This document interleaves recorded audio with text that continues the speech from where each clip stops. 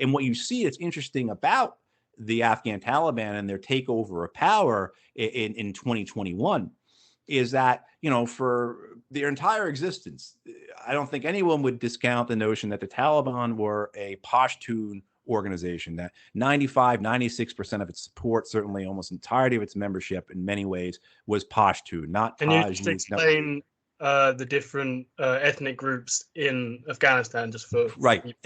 And there are, I forget how many there are, but there's a number of ethnic groups in Afghanistan, and there's about 5 or so primary ethnic groups in Afghanistan, the Pashtuns being the plurality.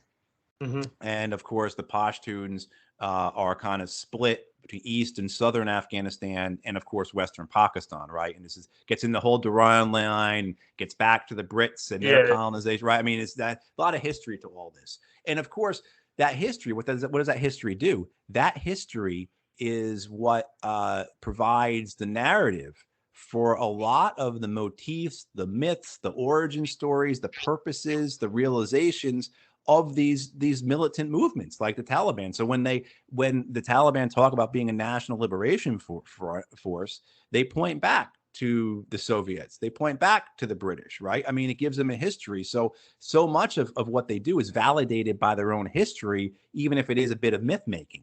But so the Pashtuns are the plurality. Again, the Taliban are a Pashtun organization. I mean, you can point to ones and twos where they're not, but you're being quite silly if you say they're anything other than that, I think. But what you see happen is because, again, the Afghan government is so terrible, so predatory, so criminal, so corrupt, that the first provinces the Taliban take in 2021 are not Pashtun provinces. They're non-Pashtun provinces. They're Tajik provinces. They're Uzbek provinces. The Hazaras, of course, didn't fall over to the Taliban quickly because there's a relationship involving genocide there where the Taliban in the late 90s tried to exterminate, in many ways, the Hazara, who are a Shia population, minority population. But you see where like these provinces that are not Pashtun are the ones that go first to the Taliban. And so you got to take a step back and say, how the heck did that happen? Right? These should have been the last. And we realize is that, well, it's because the people who've been running those provinces, the drug lords, the warlords, the Afghan government, they're so terrible. They're so brutal that the people said, you know what? Maybe they weren't fully supporting the Taliban, but they weren't going to stand in their way because these guys can't be as bad as what we have now. Now, of course, what people are experiencing in Afghanistan now and the Taliban is, as I said earlier, a different form of nightmare. The Taliban just the other day had their first public execution, so they're going back into that. And what we've seen them doing with women and girls, of course, is heartbreaking. But at this point, 16 months ago, 17 months ago, the people in the non-Pashtun provinces were saying, you know what, I'd rather see what happens with the Taliban in power than continue underneath, these criminals. Yeah, no, I recently read this book. It's the Afghan Papers book by Craig Whitlock. And I actually listened to pretty much all of your interviews with Scott Horton.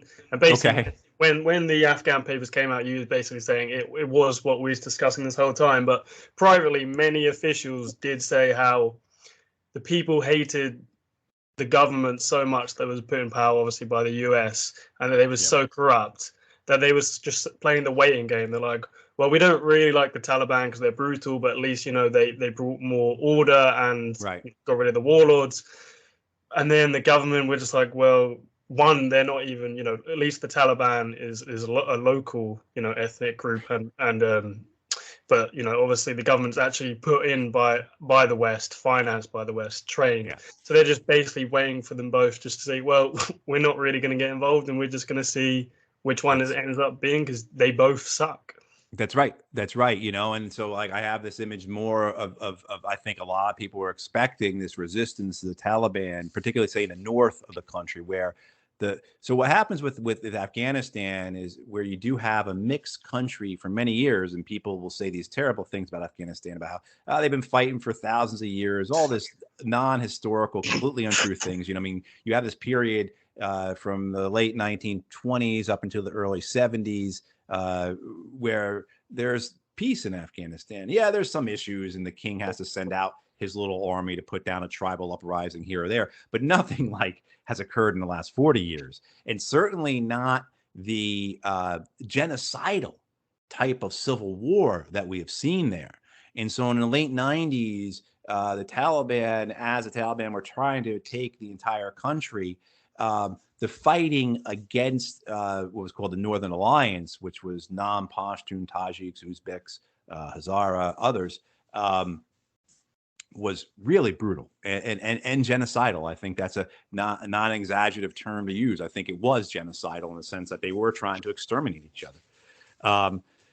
And that comes on. That's the result of a couple decades of this war in Afghanistan. That is a result of the Cold War, the machinations of Washington and Moscow, that saw divide and conquer strategies, pit one against the other. That's the American way of war, again, which we got from the Brits. I mean, we learned it from you all. I mean, in terms of divide and conquer, that's how you colonize. And so certainly you saw that in Afghanistan, you saw it in Iraq, you saw it in Syria, all kinds of places. But this point about what occurs then, what most people I think expected to happen, was that there would be tremendous resistance against the Taliban, particularly in the north of Afghanistan. And what you saw, kind of like as we both said, was the people taking a step back and saying, yeah, I'm not going to fight you. I mean, you can't be any worse than what we have now.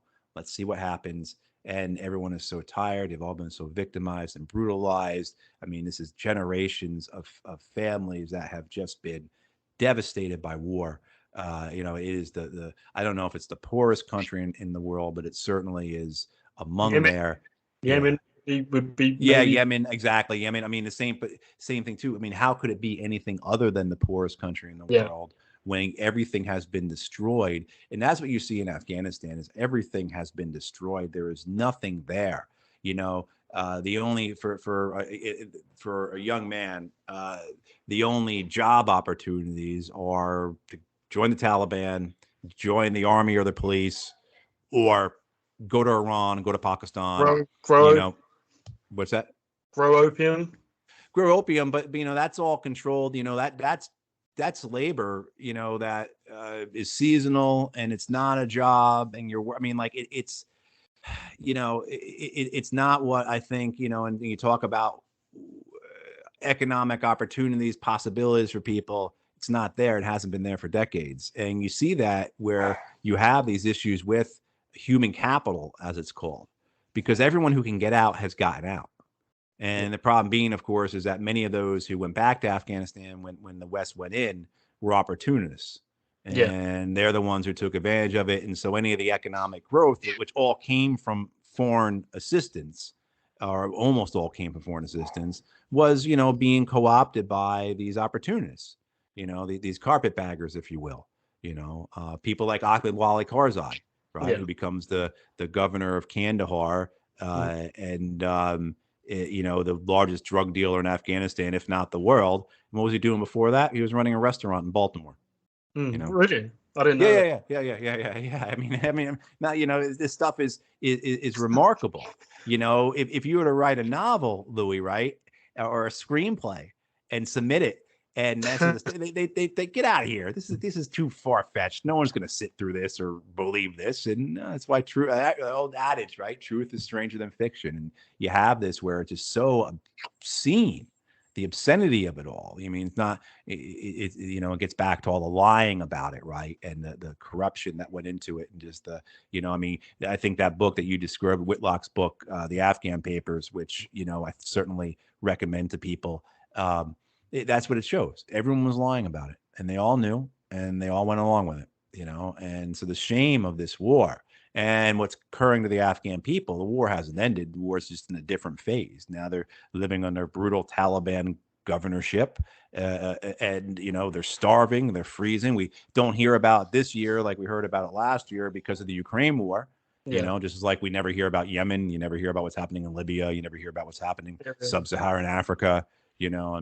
80 people get killed in Nigeria, in the fighting there in a single day. Nothing gets heard about it here in the U.S. You've got to be attending like the websites that I go to or watching Al Jazeera or something like that to know about it, right? I mean, so it is. It's really, the continuation of these wars is really quite sickening.